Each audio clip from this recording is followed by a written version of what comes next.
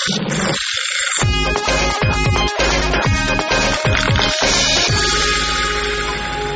and welcome to the first edition of Dollars and Cents, a program on some of the issues around money and business, and in particular the issues which affect you.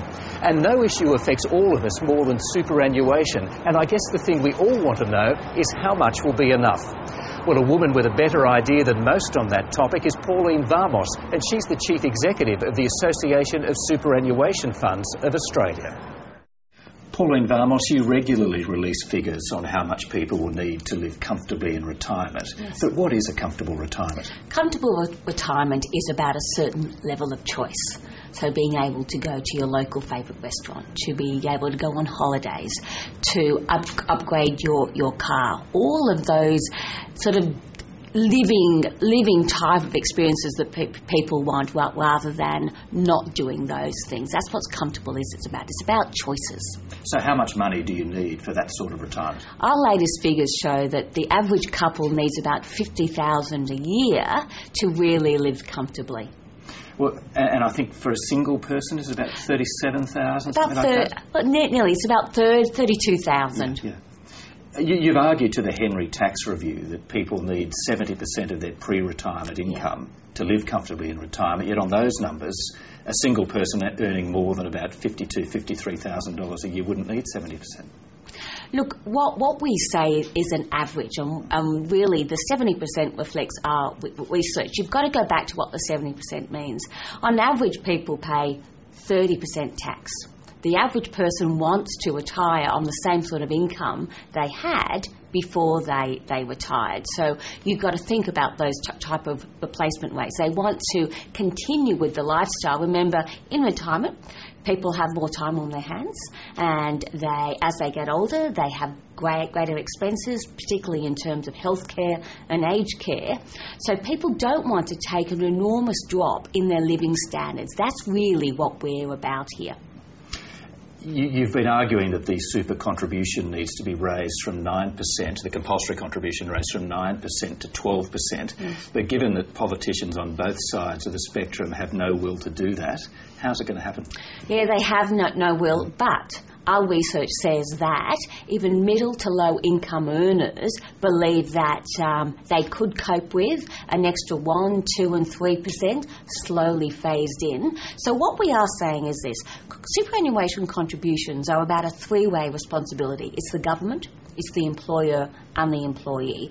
So we recognise the political environment at the moment really doesn't allow a mandatory increase in the SGC. But what it does allow is a relook at things like soft compulsion. And that way, in the end, the choice is up to the employee. If they really need the cash today, then they can opt out. But it does put that obligation on employers to put those salary rises into superannuation in compliance with that type of regime. So soft compulsion is where an employee agrees with his employer that 12% of salary will be contributed. Correct. But the employee can choose to go back to 9 or 10 or whatever if they want to. That's right, and that gives the flexibility, but we know that if people are forced to put in the 12%, you get used to that slight lowering in your everyday income, and that way that will build up over your lifetime.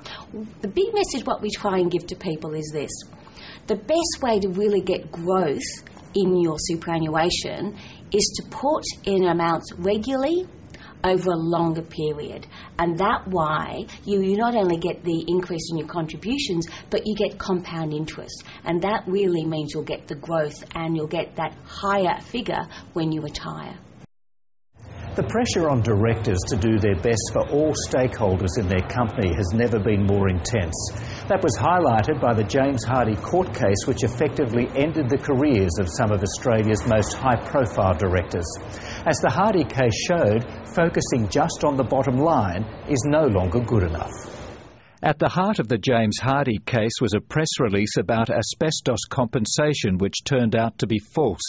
Corporate governance experts say it's a classic case where directors weren't as diligent as they should have been. I think this is a wake-up call for directors right across Australia that they must take their duties very seriously. And their duty was not to accept at face value what they were being told.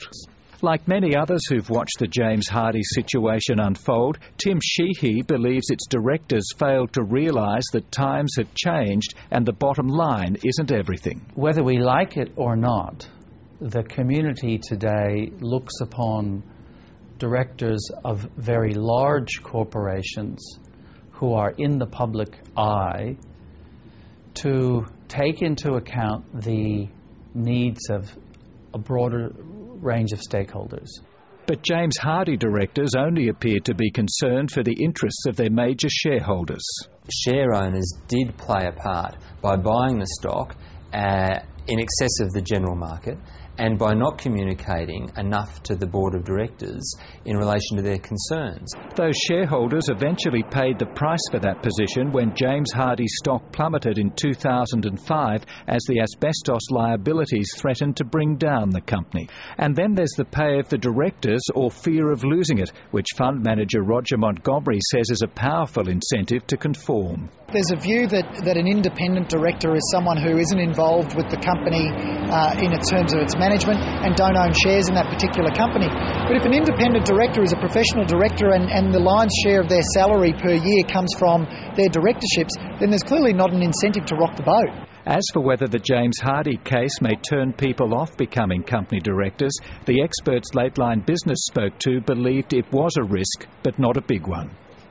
The James Hardie case was a lesson for all company directors at a time when many lessons are having to be learned, particularly from the global financial crisis.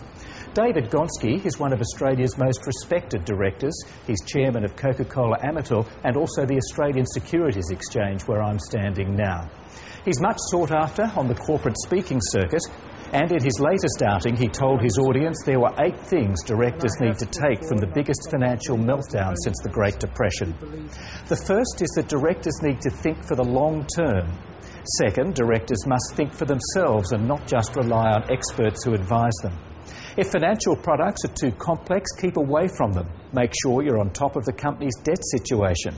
Get the remuneration strategy right. It's not how much executives are paid, but how. Keep involved in your local community. Don't pass the buck when mistakes are made, own up. And lastly, encourage all shareholders to be involved and to vote at company meetings. Well, after listening to David Gonski's speech, I asked him which of those lessons is the most important for him. I think for me the most important is long-term thinking. I think that it's something that we have suffered for in corporate life for many, many years. And I think in times it has actually caused both crises before and certainly now. I think that short-termism is a very dangerous thing. I think we've got to start to spread out our thinking and look to the longer term and make decisions for the longer term. I think also it is something that is being learnt, and of course I'd encourage it. You're looking at a part of hallowed territory for Australian sports lovers. It's the Sydney Cricket Ground, home to the Australian and New South Wales cricket teams, as well as the Sydney Swans in the AFL. Behind me is the Sydney Football Stadium, where you can see the Sydney Roosters in the NRL, as well as the New South Wales Waratahs in the Super 14 and Sydney FC in the A-League. All these teams fight hard for corporate sponsorship dollars in a very crowded market, a market made much harder by the global financial crisis. It's tough out on the field. But off the field, the battle to keep the dollars rolling in is just as brutal.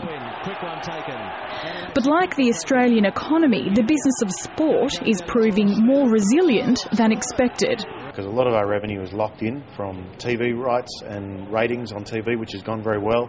Relatively low ticket prices in this country have kept crowd numbers up.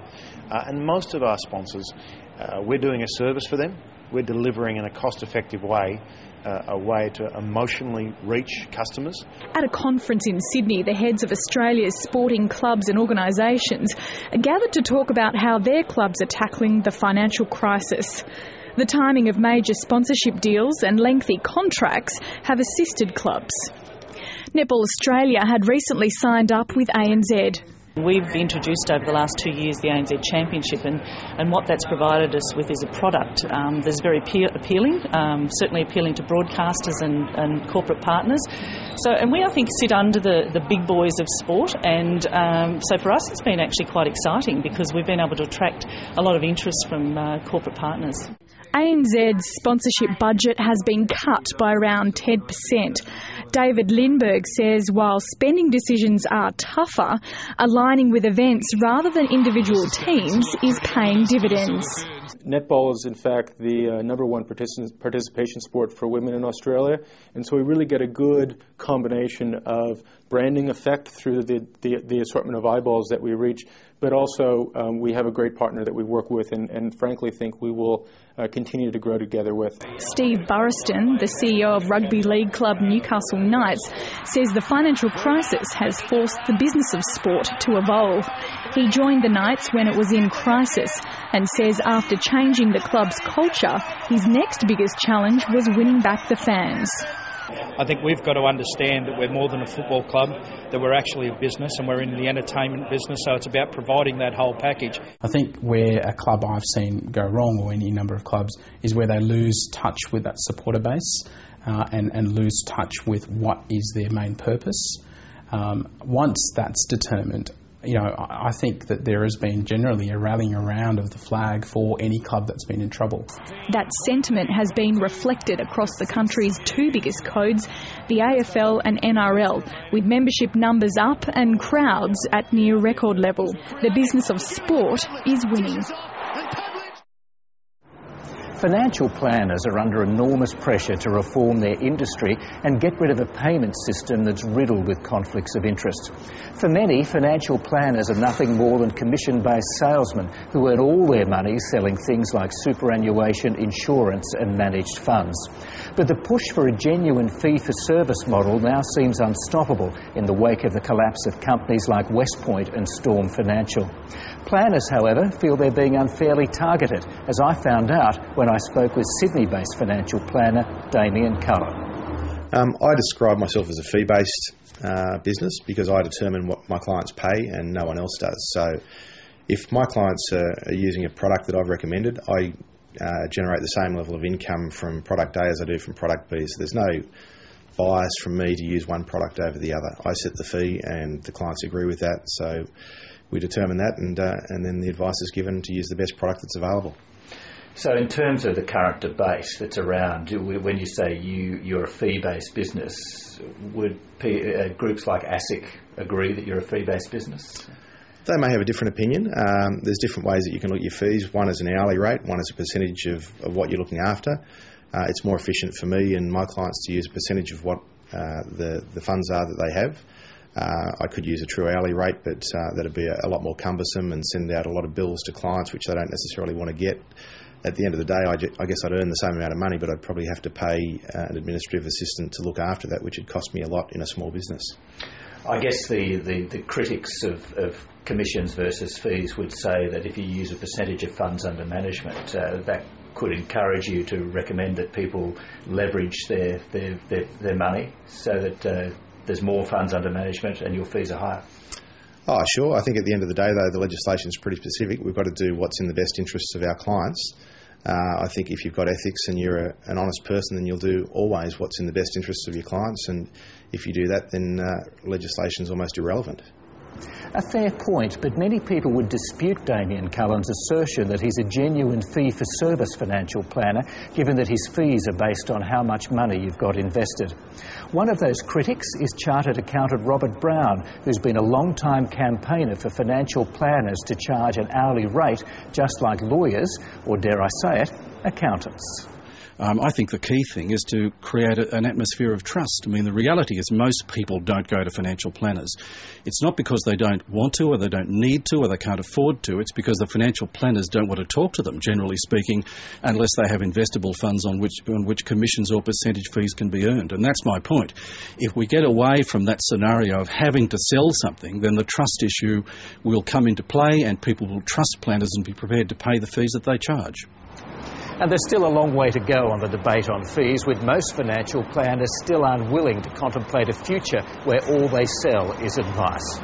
Well, it's time for us to go. Thank you for watching the first edition of Dollars and Cents. Thank you too to cameraman Ross Byrne and soundman Dav Varecchia. We'll be back next month with more on the issues on money and business which affect you. In the meantime, you can go to our website at abc.net.au/business.